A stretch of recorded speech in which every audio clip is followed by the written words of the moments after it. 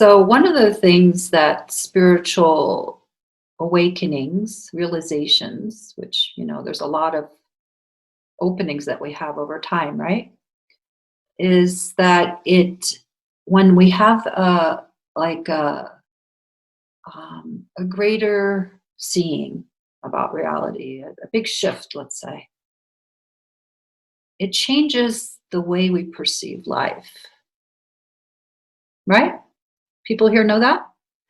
And so then that integrates in you, and you don't see and view life in the same way. Let's say your heart opens up to include more, and you don't perceive others in the same way, maybe not as separate from you. Or maybe your mind, quiets down to the point where the emptiness of things reveals itself. And that creates such a big shift that it's hard to um, imagine here to really believe in separation in the same way. So all these create big changes within one in the way you function and relate to yourself and others. Do you know what I'm talking about? See, this is good preparation for change happening on the outside. All right? So, you know how we pursue enlightenment, we pursue awakening, or whatever words you want to use. Right? You hear about that, right? And then that's the seeker. And then you get to a point where it starts to pursue you. You've heard of that? It's like the tables turn, and then you can't hide anymore from truth. Well, and isn't it interesting how we say we want to change, we want to let go and be free. We want that. And now on the outside, things are crumbling for however long. We don't know. Could be over by summer, right? We don't know. It might be something we live with for like they say, like a flu, and it's just the way it is, and deal with it. And hopefully things kind of get back to normal where we can not be in lockdown and see our loved ones from Europe, and I have family in Berlin, and you know. So now the outside is being deconstructed. Just like have said we want, and kind of fear at the same time, the deconstruction on the inner. Do you know what I'm talking about? So spiritual realization, awakening, as you know, it deconstructs us, right? It undoes. Is that the word? Undoes? Undoes. It undoes all these ideas and beliefs that are not true, which are a lot. And at some point it becomes kind of fun, It's like, aha, I found another one. I found something else that makes me feel separate from myself and others. I found something else that is in judgment, not as loving as it could be. Maybe discovered a more clear and loving way to communicate, a more authentic way of being, less need to hide. You know what I'm talking about? So then it becomes quite comfortable and interesting, actually, this inner journey. But I think that we're still a little bit unsure of how to navigate when things crumble on the outside. Would you agree? We might become or becoming masterful about the inner crumbling. I used to actually, enjoy it. Like at some point, it was kind of like the enjoyment came in, the deconstruction, because it just felt more and more free.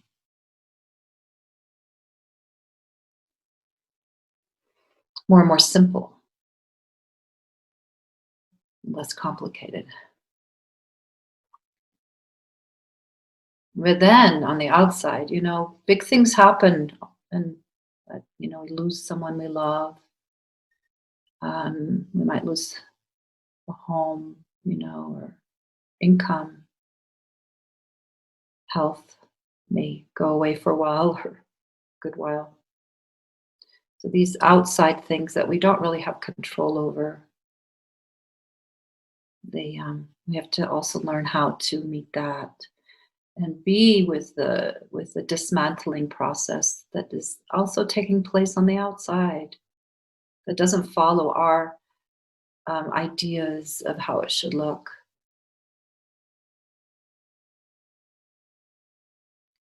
So this is happening on a collective level for all of us. And it'd be nice if we could bring out our toolbox and what we know to be true to support yourself and those around you. Okay? You're needed with your consciousness as it is and as it continues to grow. You're needed. I mean, so while one can acknowledge, and we do acknowledge the fear that's here, it's the animal part of us. And it's also our collective nervous system that's, you are all connected. We can't help it. It is the way it is. Something also that's equally true or more true, that supports all that, right? Is being, I don't know, is available. Let me put it that way. And maybe right now we can just join in together to include that part. Sons are born and sons die, right? Things come into form out of nothing and they return back to where they came from. Imagination springs forth and returns. And that's what's also taking place all the time here. People are born, people die, right? Creatures, everything, trees, plants. And one thing that the spiritual gift that I hope that you have or will grow into, I really wish that for you, is to be at peace inside with your disappearance.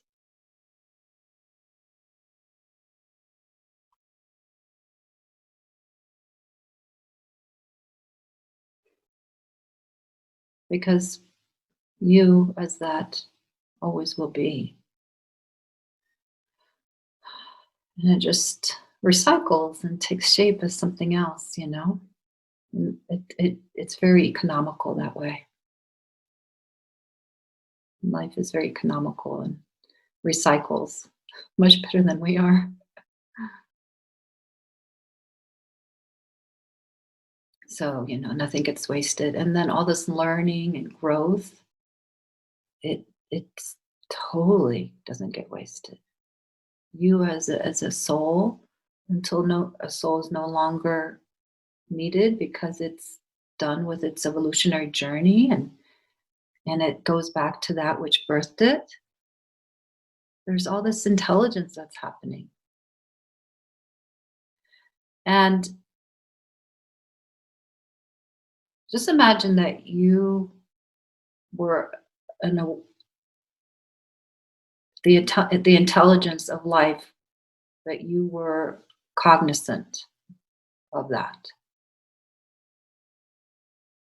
really cognizant of that. And as that, not that intelligence thinks the way we do, that would be limiting it, right? But as that, intelligence is saying, there is a huge disharmony happening here. And I think that's what really intelligence is. If it's actively attempting to do something, it's to balance the elements and be balance all of itself, to live, to be in a harmony. And we're not in harmony. We're upsetting harmony as a collective. Okay, our unconsciousness. No blame. It's just innocent misunderstanding, ignorance, leading to a lot of suffering. Right? So it's out of harmony with itself. So it's going to produce symptoms, right? As one organism, when it's out of harmony with itself, symptoms will occur. Do you know personally when you're out of harmony within yourself to a bigger degree than usual, symptoms arise, right? You get sick, maybe you get anxious, snappy,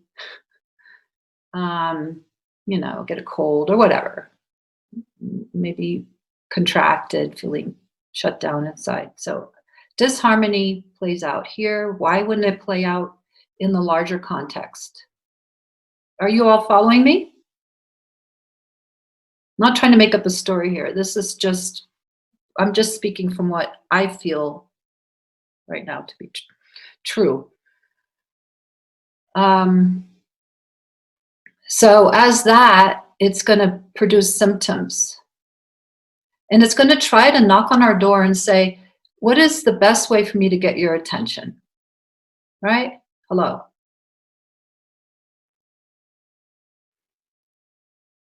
And it tries this and it tries that. And it doesn't think the way we do. So it's not, I'm not saying it operates on those principles. It's just kind of like an organic movement, and it doesn't do the trick. Let's produce the internet. Maybe it'll create more interconnection. Didn't quite do the trick, right? Climate crisis is a response to life being out of harmony, to nature being out of harmony, right? It's not really doing the trick fast enough. Would you agree? We're really slow. Because while we may be willing to work on some things inside, the outside, that seems to be the last thing to get worked on. Contemplating the navel can occur for thousands of lifetimes. We don't have that time, apparently, right? So a virus comes along like this, and no, you can't pretend that it's over there. Isn't that interesting? I'm just speaking out loud some thoughts that are coming through here, not just thoughts here, but just sort of this feeling. So, the crisis bringing opportunity, because I'm hearing, like things on the news, and, I do listen to some news. They're talking about some things on ordinary news that they don't normally really touch on too much. It's in the fringes. Like, I wonder how the homeless are going to be with this. What's going to happen with the homeless? What's going to happen with the people who are in our country, in the US, let's say, with the undocumented people? Are they going to be afraid to get help? What's going to happen with the people who work a minimum wage and don't have enough money to not go to work, and they're going to go to work with symptoms because they can't afford not to go to work? What about our health insurance? In the US, dismal. Really make us look at these things more deeply, that are already up because it's an election year.